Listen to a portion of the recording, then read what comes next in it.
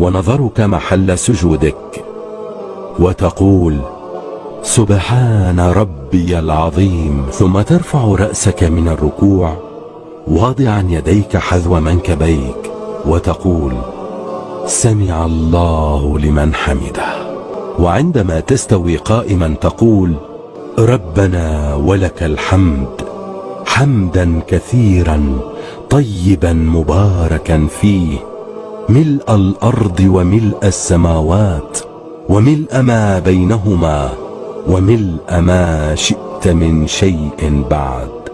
ثم تخر ساجدا وتقول الله أكبر، وتسجد على أعضائك السبعة، وهي الجبهة والأنف، اليدان، الركبتان، بطون أصابع الرجلين، وتقول سبحان ربي الأعلى، وتجافي عضديك عن جنبيك، وبطنك عن فخذيك، وفخذيك عن ساقيك، وترفع ذراعيك عن الأرض.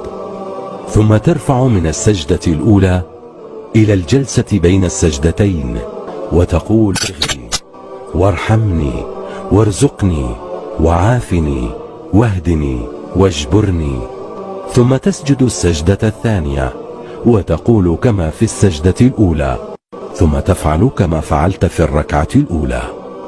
تجلس بعد رفعك من السجدة الثانية وتنصب رجلك اليمنى مفترشا رجلك اليسرى، وتضع يديك على فخذيك، وتكون يدك اليمنى مقبوضة الأصابع إلا السبابة، فتشير بها عند التوحيد.